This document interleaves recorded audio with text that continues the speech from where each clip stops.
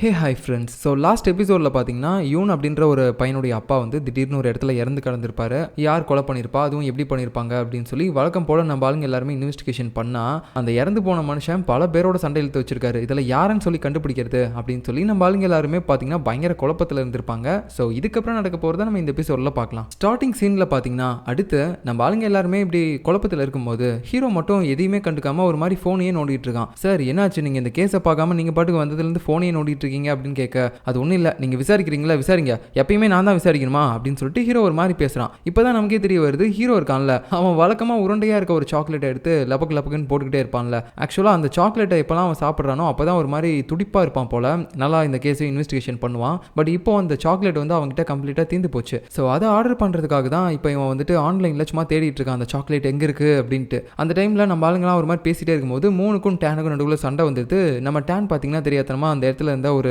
Class of வாட்டரை தள்ளி விட்டுறான். அந்த வாட்டர் பார்த்தீங்கன்னா ஒரு பவர் பாயிண்ட்ல போய் விழுந்துருச்சு. ஸோ அங்கே இருக்க கரண்ட் எல்லாமே அப்படியே கட் ஆயிடுச்சு. ஸோ அதுக்கப்புறம் நம்ம டேன் வந்து வெளியே போய் உட்காந்துக்கிட்டு சோகமாக அங்கே இருக்க குதிரை பொம்மையில் விளையாண்டுட்டு இருப்பானா. ஏன்னா அவனுக்கு இப்போ வரைக்கும் ஒரு மாதிரி வருத்தமாக தான் இருக்குது. அந்த யூனுடைய அப்பாவே அவனுக்கு நல்லா தெரியும், இதுக்கு முன்னாடி அவரை காப்பாற்றவும் செஞ்சுருக்கான். ஸோ அப்படி இருக்கும்போது அவரை கொலை பண்ணவனை கண்டிப்பாக நான் விட மாட்டேன், எப்படியாவது கண்டுபிடிக்கணும், ஆனால் எப்படி கண்டுபிடிக்கிறது அப்படின்னு சொல்லிட்டு ஒரு மாதிரி வருத்தத்தோடு உட்காந்துட்டு இருக்கும்போது ஹீரோவும் அவனை பார்க்குறான். பார்த்துட்டும் பார்க்காத மாதிரி போயிடலான்னு தான் நினைக்கிறான். பட் இருந்தாலும் இவன் சோகமாக இருக்கிறத அவனால் பார்க்க முடியல. சரி ஓகே அப்படின்னு சொல்லிட்டு கொஞ்ச நேரம் அவன் கூடவே வந்து பக்கத்தில் இருக்க ஒரு குதிரை பொம்மையில் உட்காந்துக்கிட்டு அவனுக்கு ஆறுதலாக பேசிகிட்டு இருக்கான். நீ அதை பற்றியும் கவலைப்படாதாட்டேன்னு, உனக்கு தான் மோப்ப சக்தி இருக்குல்ல, நீ கண்டிப்பாக அதை வச்சு அந்த கொலைகாரனை கண்டுபிடிச்சிருப்பாரு அப்படின்னு சொல்லி நம்ம ஹீரோ சும்மா விளையாட்டுக்கு சொல்லிட்டு இருக்கான். இப்போ கட் பண்ண அடுத்த நாள் காலையில் நம்ம ஹீரோ ஆர்டர் பண்ணால சாக்லேட் எல்லாமே அது இப்போ அவனுடைய வீட்டுக்கு வந்துருச்சு. ஸோ பையனுக்கு அப்படியே பார்த்தோன்னே செம்ம சந்தோஷம். அப்படியே போயிட்டு அந்த பாக்ஸ் எல்லாம் ஓப்பன் பண்ணிட்டு எதை பற்றியும் யோசிக்காமல் டக்குன்னு எடுத்து அந்த சாக்லேட்டை வாயில் போடுறான். ஆனால் போட்ட வேகத்தில் கீழே துப்பிடுறான். இவனுக்கு ஒன்றுமே புரியல. ஸோ அதுக்கப்புறமேட்டு தான் இவன் போயிட்டு ஆன்லைனில் செக் பண்ணுறான். நேற்று நைட்டு அங்கே கரண்ட் கட் ஆயிருக்கும்ல,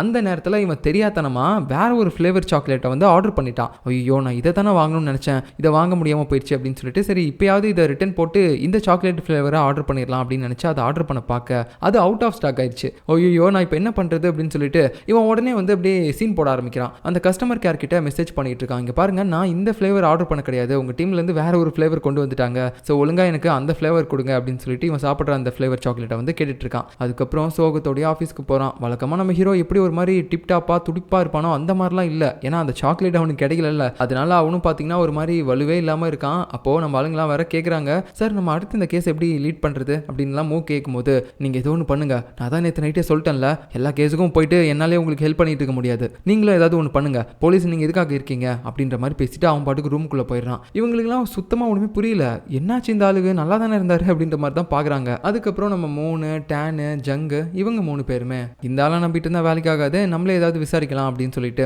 இப்போ இறந்து போனார்ல அந்த யூனுடைய அப்பா, அவர் இறந்து போன அந்த கேஸில் ஒரு சில எவிடன்ஸ்லாம் கண்டுபிடிச்சிருப்பாங்கல்ல அந்த பிளேஸில், அந்த எவிடன்ஸ்லாம் நம்ம போய் சும்மா பார்த்துட்டு வரலாம், ஏன்னா அது மூலமாக கொலைகாரனை கண்டுபிடிக்கிறதுக்கு நமக்கு ஏதாவது க்ளூ கிடைக்கும் அப்படின்னு சொல்லி தான் பார்க்கறதுக்கு போகிறாங்க. அப்படியே அந்த இடத்துல பார்த்துட்டு வெளியே வரும்போது அந்த ஸ்டேஷனுக்குள்ளே பார்த்தீங்கன்னா யாரோ ஒரு லேடியை கைது பண்ணி கூட்டிகிட்டு போயிட்டு இருக்காங்க. ஏய் செல்லம் மோன் சொட்டக்குட்டி எப்படி இருக்கு அப்படின்னு கேட்கும்போது அவனுக்கு ஒன்றுமே புரியல.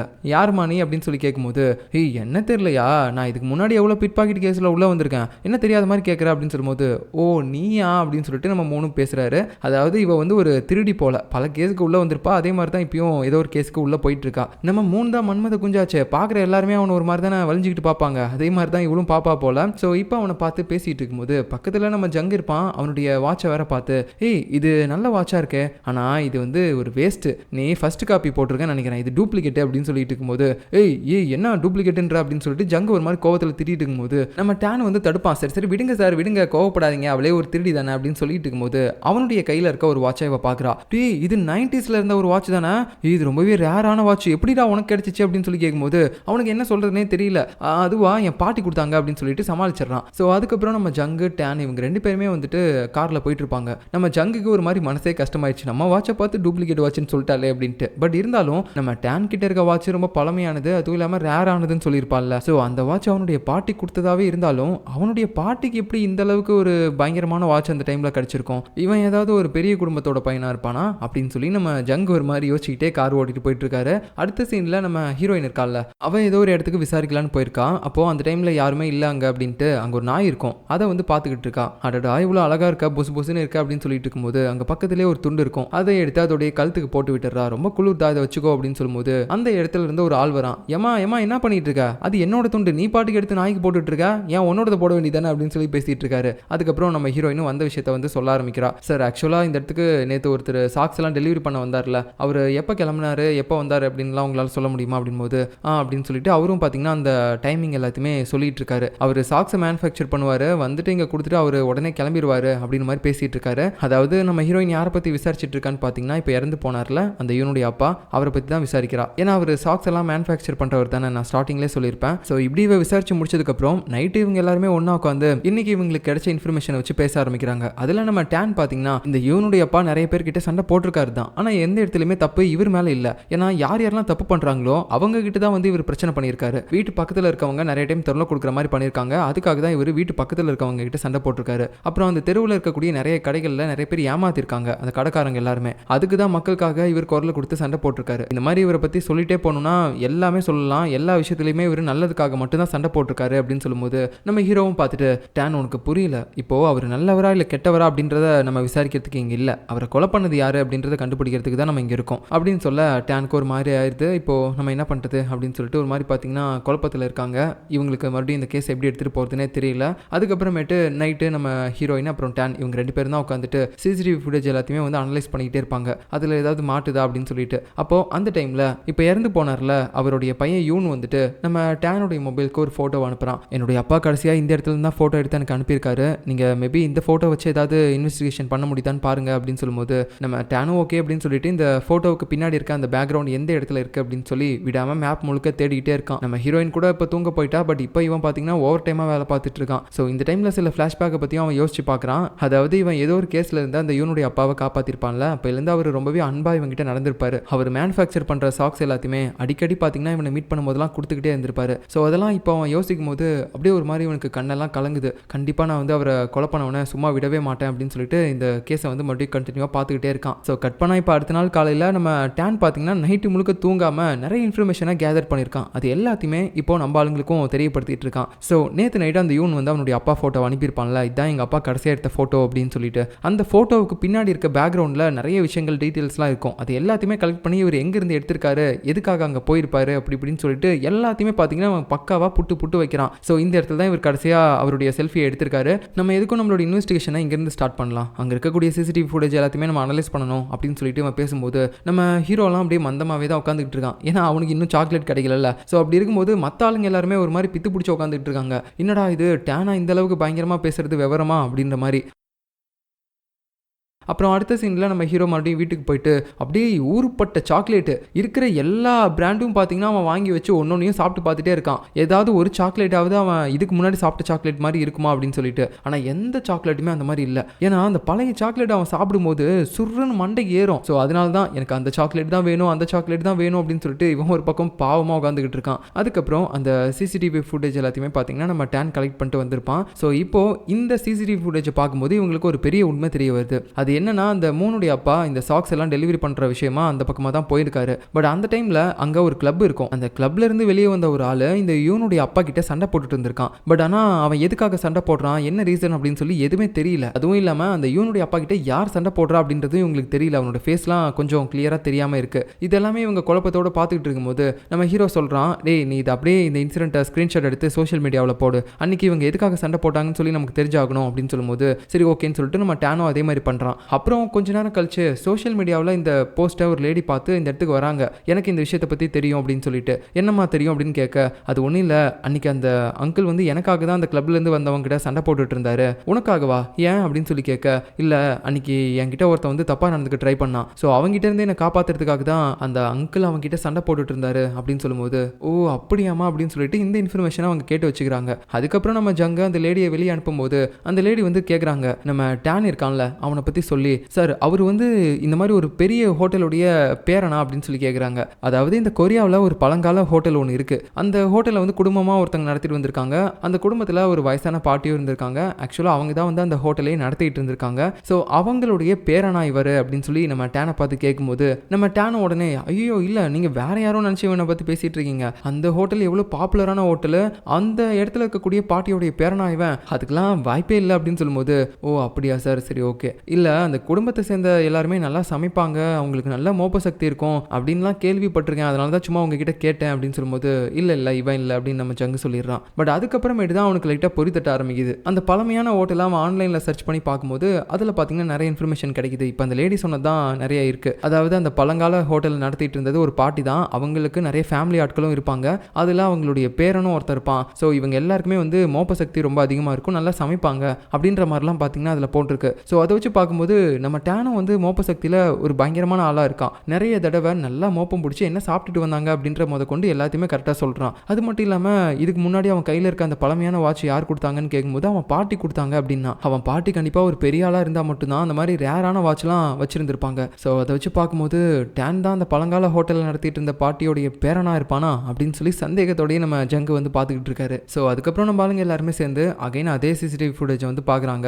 ஸோ இவங்க அகைன் ரிவைன் பண்ணி பார்த்துக்கிட்டே இருக்கும்போது நம்ம ஹீரோ பார்த்தீங்கன்னா ஒரு விஷயத்தை வந்து நோட் பண்ணிட்டான். அது என்னன்னா, இப்போ இறந்து போனார்ல அந்த யூனுடைய அப்பா, அவர் கூட அந்த கிளப்ல இருந்து வந்த ஒருத்தர் சண்டை போட்டிருப்பான்ல, அந்த பொண்ணு கிட்ட தப்பா நடந்துக்கிட்டவன். ஸோ அவனுடைய ஃபேஸ் லைட்டாக நம்ம ஹீரோவுக்கு எங்கேயோ பார்த்த மாதிரியே தெரியுது. கொஞ்சம் பிளர்ராக தான் இருக்கு, பட் இருந்தாலும் அவனுடைய ஃபேஸை வந்து நம்ம ஹீரோ நல்லா நோட் பண்ணிட்டான். இவன் வேற யாரும் கிடையாது, இதுக்கு முன்னாடி நம்ம மோனுடைய கோச் கேஸ் பார்த்தோம்ல, அதான் அவருடைய கடை எரிஞ்சு போன கேஸ், அதில் அவருடைய பொண்ணை ஃபாலோ பண்ணிட்டு ஒருத்தன் எக்ஸ் பாய் ஃப்ரெண்ட் கூட போயிருந்தால அந்த கேஸில். ஸோ அந்த எக்ஸ் பாய் ஃப்ரெண்டோட பேரை நம்ம நேம் அப்படின்னு சொல்லி வச்சுக்கலாம். ஸோ அந்த பணக்கார பைத்தியக்கார நாய் தான் இன்னைக்கு இந்த பொண்ணுகிட்டையும் தப்பா நடந்துக்க பார்த்துருக்கான் போல.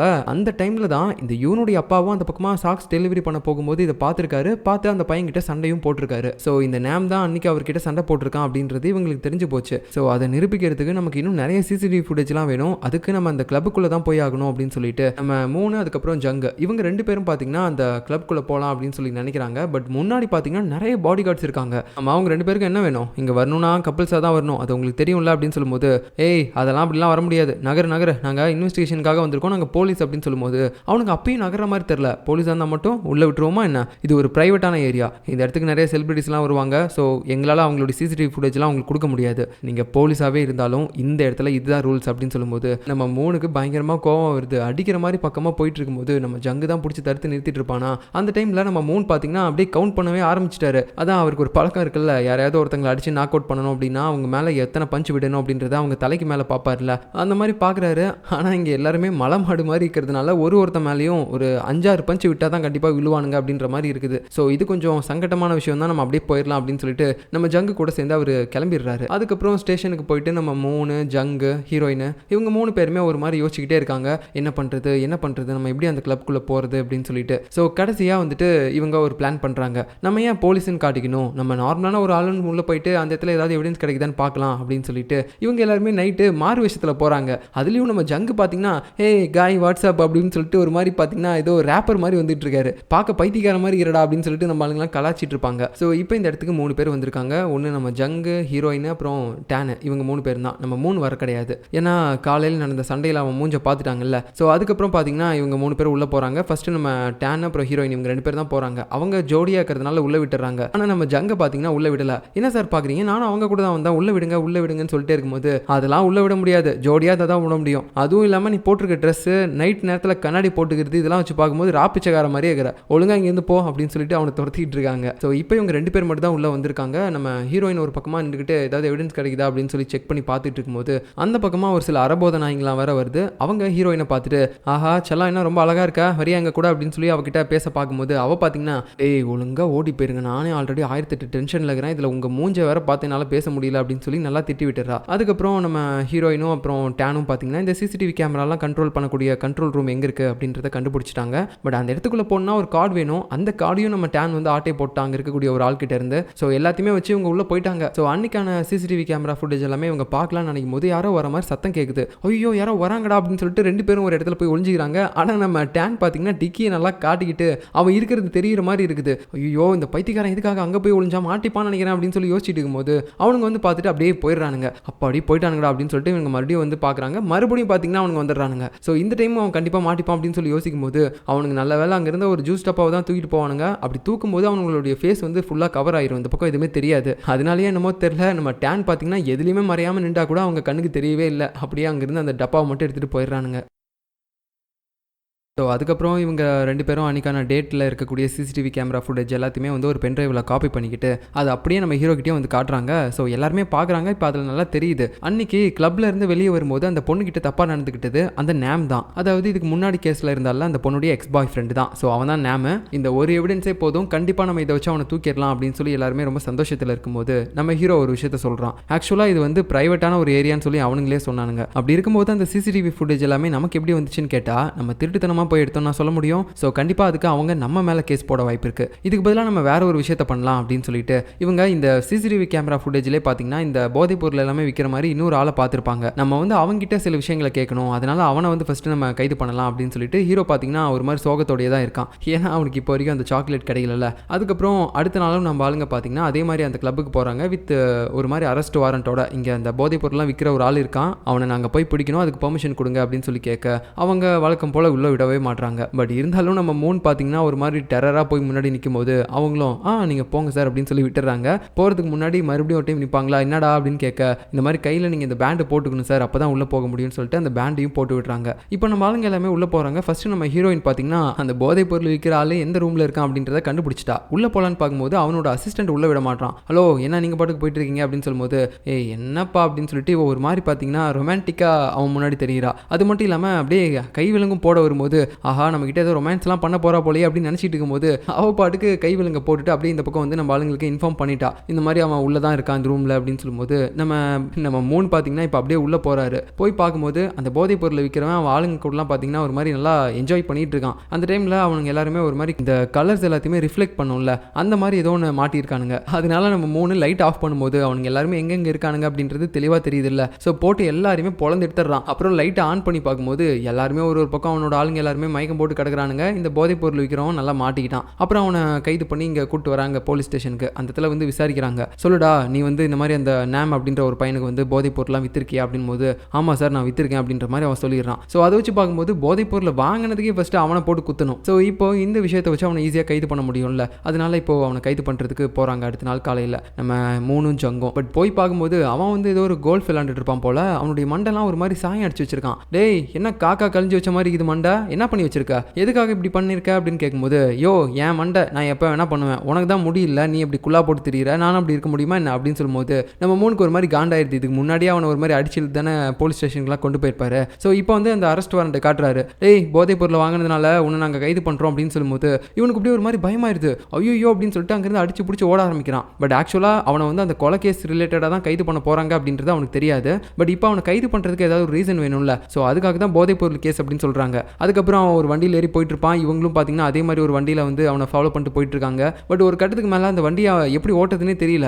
இவங்க ரிவர்ஸ்லாம் விட்டு ஓட்டிட்டு இருக்காங்க. அவன் அந்த வண்டியிலே உருட்டிக்கிட்டு அங்கேருந்து தப்பிச்சு போயிடுறானா. கரெக்டாக ஒரு இடத்துல இருந்து ஓடி போயிடலாம் அப்படின்னு சொல்லி பார்க்கும்போது நம்ம ஹீரோ பார்த்தீங்கன்னா அங்கே வந்து கை விலங்கு போட்டு அவனை கைது பண்ணிட்டான். ஸோ இப்போ இவனை கைது பண்ணிட்டாங்க. அதுக்கப்புறம் பார்த்தீங்கன்னா இந்த மாதிரி வந்துட்டு ஃபர்ஸ்ட் அந்த போதைப் பொருள் கேஸை பற்றி கேட்காம இந்த மாதிரி அன்னைக்கு ஒரு நாள் நீ கிளப்ல இருந்து வெளியே வந்தல, அப்போ ஒரு பொண்ணுகிட்ட கூட நீ தப்பா நடந்துக்க பார்க்கும்போது அங்கே ஒரு ஆள் வந்து அதை தடுத்திருக்காரு, அவர்கிட்ட நீ எதுக்காக சண்டை போட்ட, அதுக்கப்புறம் அவர் ஏதாவது ஃபாலோ பண்ணியா என்ன அப்படி இப்படின்னு சொல்லிட்டு அந்த விஷயத்தை பற்றி கேட்கும்போது இப்போதான் அவனுக்கே புரிய வருது. ஏய் அப்பனா நீங்கள் என்ன போதைப் பொருள் கேஸில் கைது பண்ணலையா, நீங்கள் பாருங்க நீங்கள் நினைக்கிற மாதிரிலாம் நான் அவர் எதுவுமே பண்ண கிடையாது, அன்றைக்கி சும்மா சண்டை போட்டேன் அவ்வளோதான், என்ன எப்போ பாரு எல்லா கேஸ்லையுமே என்னையே வந்து நீங்கள் கைது பண்ணிக்கிட்டு இருக்கீங்க, சம்பவம் நடக்கிற இடத்துல நான் இருந்தால் நான் தான் பண்ண ஆயிருமா என்ன அப்படின்னு சொல்லிட்டு அவன் கொஞ்சம் திருட்டுத்தனமாக ஏதோ முழிக்கிறான். இதை பார்க்கும்போது நம்ம மூணுக்கு நல்லா தெரியுது, டேய் உனக்கு இந்த கேஸை பற்றி ஏதோ நல்லா தெரிஞ்சிருக்கு, ஒழுங்காக சொல்லிடு அப்படின்னு சொல்லி கேட்கும்போது அவன் சொல்லவே மாட்டான். ஏய் நான் தான் தெரியாதுன்னு சொல்கிறேன்ல, தேவையில்லாமல் என்கிட்ட வந்து நீங்கள் பிரச்சனை பண்ணிட்டு இருக்கீங்க, நான் யாருன்னு தெரியுமா, என்னோட அப்பா யாருன்னு தெரியுமா அப்படின்னு சொல்லி அந்த பணக்கார திமிரை காட்டிகிட்டே பேசிகிட்டு இருக்கான். ஸோ ஒரு கட்டத்துக்கு மேலே பார்த்தீங்கன்னா நம்ம ஹீரோ இது எல்லாத்தையுமே கேமராவில் பார்த்துட்டு தானே இருப்பான். ஏய் அவனை விட்டுருங்கடா கொஞ்சம் பிரேக் விட்டுறலாம் அப்படின்னு சொல்லிட்டு அவன் பாட்டுக்கு பார்த்தீங்கன்னா வெளியில் வந்துடுறான். நம்ம மூணுக்கும் மற்றவங்களுக்கும் சுத்தமாக தெரியல எதுக்காக இவர் இப்படி பண்ணிட்டு இருக்காரு. நல்லா விசாரணை போயிட்டு இருக்கும்போது இந்த மாதிரி பிரேக் விடலாம் சொல்கிறாரு, ஏன் இப்படி பண்ணுறாரு அப்படின்னு சொல்லி புரியாமல் யோசிச்சுட்டு இருக்கும்போது நம்ம ஹீரோக்கு தான் சாக்லேட் இல்லாமல் இருக்கான்ல, அதனால தான் வெறுப்பாக இருக்கான். அப்படியே அவன் வெளியே வரும்போது அந்த இடத்துல இங்கே ஏரியாவில் சுற்றிட்டு இருப்பான்ல ஒரு சின்ன பையன், அவன் உட்காந்துக்கிட்டு நம்ம ஹீரோ சாப்பிட்ற அதே சாக்லேட் ஃப்ளேவராக வச்சிருக்கான். ஸோ இதை பார்க்கும்போது ஹீரோவுக்கு அப்படி பயங்கர சந்தோஷம். டேடி தம்பி அந்த சாக்லேட் கொடுறான்னு கேட்குறான். ஆனால் அவன் அதை சுத்தமாக மதிக்கவே இல்லை. அங்கிள் போங்க, இது என்னோட அங்கிள் எனக்காக ஃபாரின்லேருந்து வாங்கிட்டு வந்திருக்காரு, இதை நான் அவ்வளோ ஈஸியாக கொடுத்துருவேன்னா என்ன அப்படின்னு சொல்ல நம்ம ஹீரோவும் பார்த்தீங்கன்னா காசெல்லாம் எடுத்து கொடுக்குறான். டே ப்ளீஸ்ரா குட்ரா அப்படின்னு சொல்லி கெஞ்சி கேட்குறான். அதாவது இந்த வாரணமாயிரம் படத்தில் சூர்யா வந்துட்டு இந்த போதைப் பொருளுக்கு அடிக்ட் ஆகிட்டு அவருடைய அம்மா கிட்ட வந்து சொல்லுவார்ல, மம்மி எனக்கு அது வேணும் மம்மி, ஐ வாண்ட் இட், இது இல்லாமல் என்னால் ஒன்றும் பண்ண முடியாது, சாப்பிட முடியாது, தூங்க முடியாதுன்னு சொல்லிட்டு வளருவார்ல, அதே மாதிரி தான். டே தம்பி ப்ளீஸ்ரா என்னால் இது இல்லாமல் ஒன்றும் பண்ண முடியாதுரா, டே ப்ளீஸ்ரா கூடுறா நான் காலில் கூட விழுறேன்டா அப்படின்னு சொல்லி கெஞ்சி கேட்குறாரு. ஆனால் அவன் கொடுக்கவே இல்லை. இல்லைப்பா முடியாது அப்படின்னு சொல்லிட்டு இருக்கும்போது இது எல்லாமே ஒரு ஓரமாக இருந்து நம்ம ஹீரோயின் பார்த்துட்டு தான் இருக்கா. ஸோ அதுக்கப்புறம் பார்த்தீங்கன்னா அவளுக்கு தெரிஞ்சிச்சு, ஓஹோ அப்படின்னா நம்ம ஆள் எதுக்காக அப்படி கொஞ்ச நாளாக ஒரு மாதிரி இருக்காருன்னா அந்த சாக்லேட் இல்லாமல் இருக்கிறதுனால தான் போல அப்படின்னு சொல்லிட்டு இந்த பையன் அப்படியே வரும்போது அவனுக்கு ஒரு ஹைஃபை கொடுக்குற மாதிரி கொடுத்துக்கிட்டு அப்படியே பார்த்தீங்கன்னா அந்த முட்டாய் அவங்ககிட்ட இருந்து ஆட்டையை போட்டுறா. இந்த பையன் இப்போ ஸ்கூல் வேனில் ஏற போகும்போது அங்கே ஃப்ரெண்ட்ஸ் எல்லாத்துக்குமே பார்த்தீங்கன்னா இந்த மாதிரி என்னோட அங்கிள் ஃபாரின்லேருந்து சாக்லேட் எடுத்து வந்து கொடுத்துருக்காரு, இந்தாங்க உங்களுக்கு அப்படின்னு சொல்லிட்டு அதை எடுக்கலான்னு பார்க்கும்போது அங்கே ஒரு சீட்டு தான் இருக்கு. ஆக்சுவலாக நம்ம ஹீரோயின் பார்த்தீங்கன்னா திருடுறதை முன்னாடி பிளான் பண்ணி மன்னிப்பு கேட்குற விதமாக அவனுக்கு ஒரு லெட்டரும் எழுதி வச்சிருப்பா போல. அதை அப்படியே அவனுடைய பாக்கெட்டில் வச்சிருந்திருக்கா. இப்போ அதில் என்ன எழுதிருக்குன்னா, இந்த மாதிரி எங்களுடைய பாஸ் வந்து கொஞ்ச நாளாக ஒரு மாதிரி இருக்காரு, இந்த சாக்லேட் சாப்பிட்டாருன்னா கண்டிப்பாக அவர் பழையபடி ஒர்க் பண்ணுவாருன்னு நினைக்கிறேன், அதனால தான்ப்பா இதை எடுத்தேன், தயவு செஞ்சு மன்னிச்சிரு அப்படின்னு சொல்லியிருக்காரு. ஸோ இதை பார்த்தோன்னே அவனும் பார்த்தீங்கன்னா ஒரு மாதிரி டக்குன்னு உள்ள வச்சுட்டு, அது வாங்கிட்டு வரேன்னு சொன்னார்டா, கண்டிப்பாக வந்துருவாரு அப்படின்னு சொல்லி மலிப்பிடுறான் இவனும். ஸோ இந்த பக்கம் நம்ம ஹீரோ சோகத்தோட அவனுடைய ஆஃபீஸ் ரூம் வந்திருப்பான்ல, அப்போ அந்த இடத்துல டேபிளில் அந்த சாக்லேட் இருக்கு. அதை பார்த்தோன்னே அவனுக்கு செம்ம சந்தோஷம். நம்ம ஹீரோயின் வச்சு தான் அவனுக்கு தெரியல, பட் எப்படியோ வந்துருச்சு அப்படின்னு சொல்லிட்டு இவன் அந்த சாக்லேட் எல்லாத்தையுமே பார்த்தீங்கன்னா இவன் சிகரெட் டப்பான்னு சொல்லி ஒன்று வச்சிருப்பான்ல அதில் வந்து மாற்றிடுறான். அப்படியே ஒரு சாக்லேட் எடுத்து வாயில் போடும்போது தேவாமிருந்த மாதிரி இது, ஆஹா செம்மையாகுது அப்படின்னு சொல்லிட்டு இந்த கேஸில் இருக்கக்கூடிய சிசிடிவி கேமரா எல்லாத்தையுமே என்கிட்ட வந்து கொடுங்க, நான் இதை வந்து செக் பண்ணணும் அப்படின்னு சொல்லி மறுபடியும் பயங்கர ஹைப்பர் ஆக்டிவாக இந்த கேஸை வந்து கவனிக்க ஆரம்பிக்கிறான். மற்றவங்களும் ஒரு ஷாக் ஆகிட்டாங்க, இன்னும் இவருக்கு திடீர்னு ஒரு மாதிரி ஞான உதயம் வந்துருச்சு அப்படின்னு சொல்லிட்டு. ஸோ இதுக்கப்புறம் நடக்க போகிறத நம்ம அடுத்த எபிசோடில் பார்க்கலாம். பாய்.